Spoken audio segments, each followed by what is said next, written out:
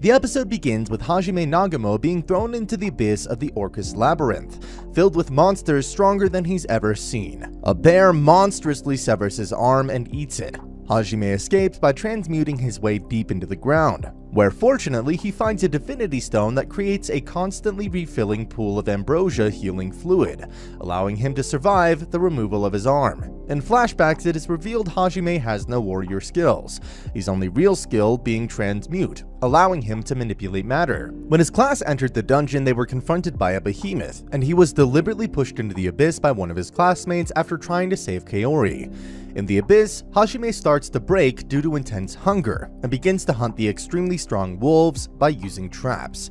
Upon eating one, the cells of the monster change his DNA, and only the constant healing from the ambrosia saves him. His body transforms, becoming much stronger due to the constant tearing apart of his muscles from the symbiosis of his and the monster's DNA and the healing of the ambrosia. After the transformation, he hunts further monsters, eating them to raise his levels and gain their physical and magical abilities. He even uses his transmutation skill to create powerful weaponry through trial and error, crafting his first pistol, Donner. Finally, he hunts and eats the bear monstrosity that ate his arm before looking for a way deeper into the abyss.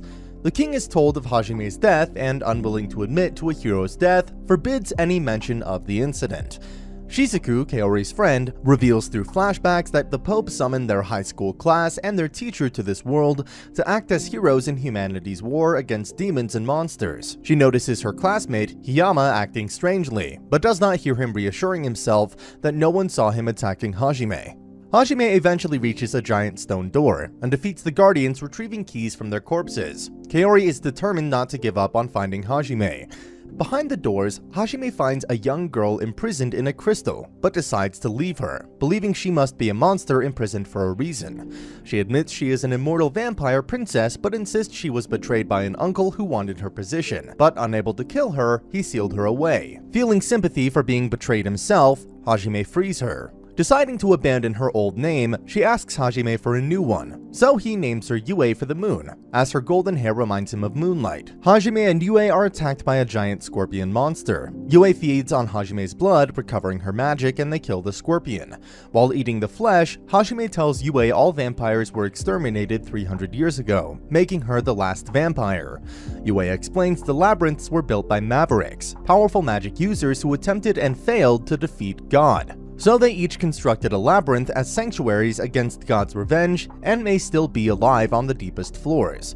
Hajime transmutes the scorpion's shell to create a rifle named Schlagen. Hajime tells Yue how he was betrayed but no longer cares about his classmates, or even revenge. He just wants enough power to return to Japan. And as Yue no longer has a home, he asks her to go with him. Hajime's classmates decide to enter the labyrinth again. Hajime and Yue enter a floor where all monsters are infected and psychically controlled by a plant-like monster. Yue is infected, however one of the monsters Hajime previously ate makes him immune to the infection, allowing him to kill the monster. Several days later, they reach the bottom floor and prepare to face the final boss monster. Hajime and Yue confront the final boss, a giant hydra-like monster with 6 heads, each capable of a different type of magic, and one which can heal the others. Yue is distracted by the fear-inducing hypnosis of a second head, and almost eaten, so Hajime snaps her out of it with a kiss.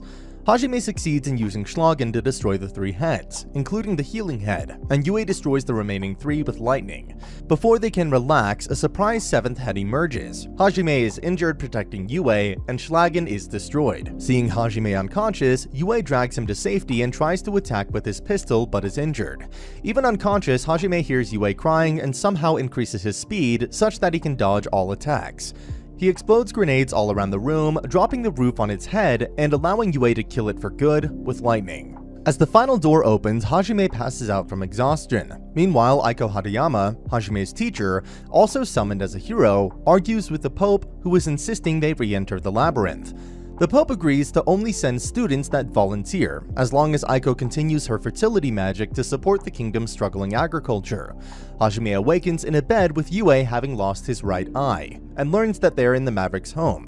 They discover the skeleton of the Maverick before a magic circle. Hajime has his memories forcefully examined by a spell which activates a recording the Maverick left behind. The Maverick introduces himself as Oscar Orcus, and for defeating his labyrinth, deems Hajime worthy to know the truth of the Maverick God War. Hajime's classmates enter the labyrinth and defeat the behemoth they believe killed Hajime. Oscar grants Hajime his power and memories before disappearing. Hajime realizes the Mavericks were actually liberators and reveals he inherited Oscar's ancient creation magic, allowing him to add magical properties to transmuted objects to create artifacts. They bury Oscar and Hajime takes his ring, which controls a portal to the surface. Hajime decides to conquer all the labyrinths for their ancient magics. Over 2 months, Hajime takes advantage of Oscar's treasure, library, and workshop to learn as much as he can, crafting weapons and vehicles and outfitting himself with an advanced prosthetic arm and a magical jewel to replace his eye. Yue continues seducing him several times, so he gives her a magical ring and warns her that his plans will eventually make them enemies of the church and their god, Ehit. Yue swears to stay with him regardless as they teleport to the surface. Shie Halia, a rabbit girl, waits impatiently at the spot Hajime and Yue are supposed to appear. When they arrive, Hajime and Yue attempt to ignore her as she's quite annoying. Hajime eventually agrees to listen, and she explains her tribe is threatened by monsters, and with her magical ability to predict possible futures, she foresaw Hajime would save them. Hajime agrees in exchange for her guiding them to a great tree mentioned in Oscar's library. Arriving at the tribe's forest, Hajime kills several monsters, using an unfortunate Shie as bait.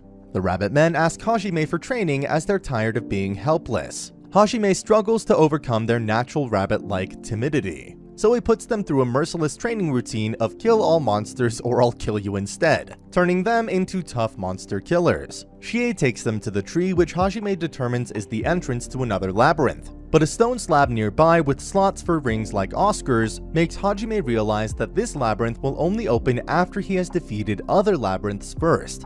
The rabbit men decide to continue training and guard the tree until Hajime returns. Shie, having fallen in love with Hajime, travels with them, and Yue is forced to let her after Shie technically won a duel by managing to scratch Yue's face.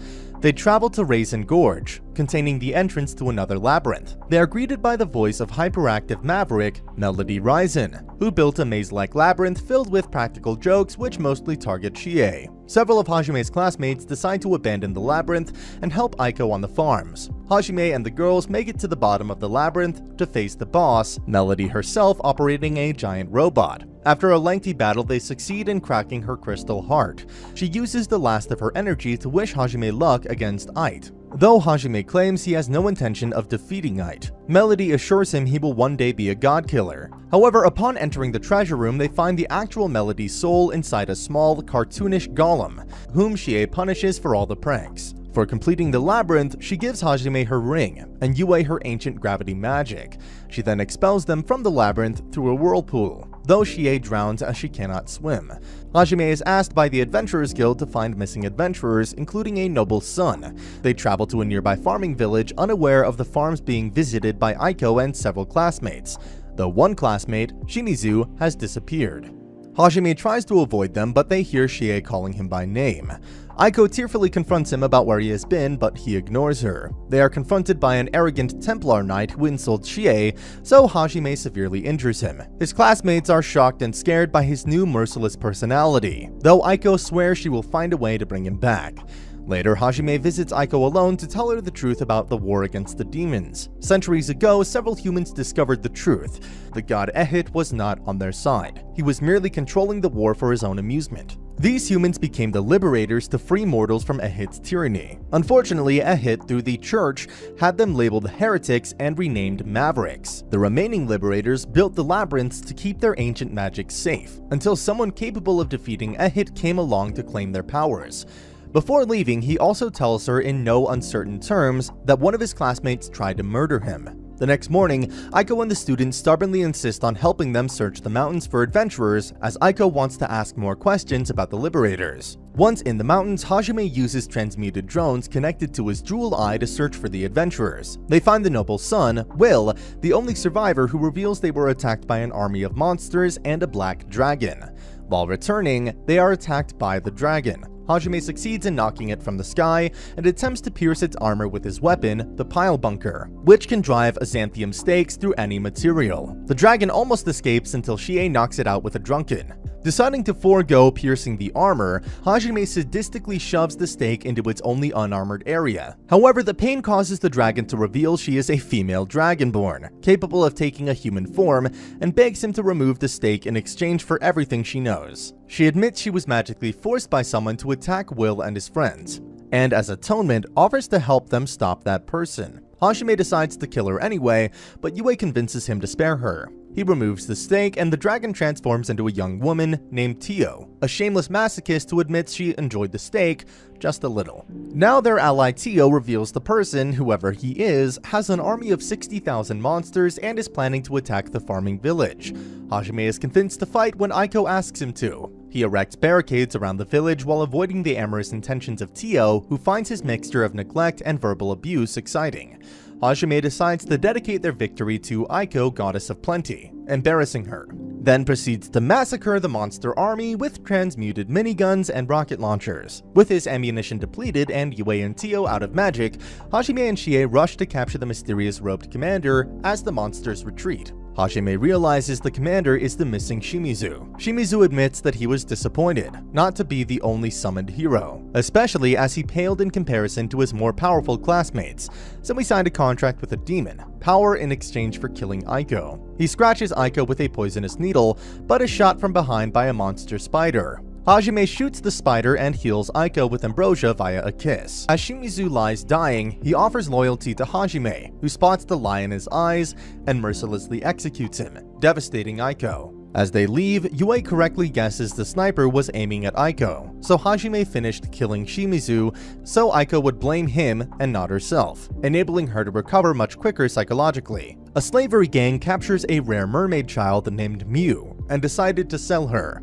Hajime returns Will to his father and collects his fee. Deciding they need a break, they explore the city as tourists. At an aquarium, they meet a sentient talking fish and decide to free him. As thanks, he passes on a rumor of a captured mermaid child. Deciding this bothers him, Hajime and Chie wander the city until he senses the child in the sewers underground and rescues her, enraging the slaver's boss. Hajime and Chie keep Mew safe but struggle with what to do next. Elsewhere, Yue and Tio discuss sharing Hajime between them. Hajime decides to give Mew to the city guards, despite her begging to stay with Hajime. After handing a tearful Mew over, the guardhouse is attacked and Mew is kidnapped again. Enraged, Hajime begins systematically executing known associates of the slavers looking for the upcoming auction. Saving many children along the way, locating the auction in a noble's mansion, Hajime executes the boss, rescues Mew, and blows up the mansion along with the auction's customers. Mew decides to start calling an uncomfortable Hajime Papa, which causes Yue, Chie, and Tio to demand Hajime get all of them pregnant with his children. Despite his unease, Hajime takes the parenting Mew quite well. They return to the city where Hajime and the other heroes were summoned. While visiting the Adventurers Guild, Hajime meets a panicked Endo, one of his classmates, who warns them Catlia, the demon, set a trap in the labyrinth for the rest of the class. The class are overwhelmed by Catlia's summoned monsters, unable to even get close to Catlia to try killing her. Hajime is indifferent until Endo upsets Mew and he becomes downright reluctant to help at all. A student, Suzu, is injured, causing most of the class to flee. Hiyama suggests signing contracts with the demon to survive. Koki, the main hero, gets close to Catlia, but hesitates after she drops a locket with a picture of her lover, realizing she has a life outside the war as well. While hesitating, he is seriously injured. With support from the girls, Hajime decides to save his class, reasoning only one of them tried to kill him, meaning most of them are innocent. Shizuku's sword is broken, so he prepares to die alongside Kaori. However, they are saved at the last second by Hajime, having created a shortcut to blast through the upper floors. Everyone is shocked to learn Hajime is still alive. Hajime sees through Catlia's magic and kills her monsters. Hayama is terrified at Hajime's return, fearing he will be discovered as his attempted murderer. Hajime transmutes Shizuku an indestructible sword. Mew calls Hajime Papa, confusing everyone and upsetting Kaori. Catlia attempts to flee but is caught by Hajime, who tortures her for information, shocking his classmates. Hajime learns a powerful demon has cleared one of the labyrinths and is using its ancient magic to create a monster army. Katlia warns him her lover will kill him in revenge, but Hajime kills her anyway. In the aftermath, Koki is outraged Hajime executed the helpless Katlia, so Hajime berates him in return for being too weak to do what is necessary, warning Koki if he or any of his classmates try to stop him, he will kill them too. Kaori confesses she loves Hajime, but he turns her down as he already loves Yue. Kaori insists on joining his team anyway to compete with Yue. Shizuku tries to return the sword he gave her, but he tells her to keep it, though it is suggested she may be developing a crush on him. As they leave in Hajime's transmuted SUV, Kaori is furious to discover she must share the backseat with Chie and Tio, while Yue automatically gets the passenger seat beside Hajime. Hajime remains determined to make it back to Japan no matter who he has to kill, even God himself. And that's the end of the video. As always, if you liked what you saw, subscribe to the channel. I'll be uploading a lot of videos just like this, so I'll see you at the next one.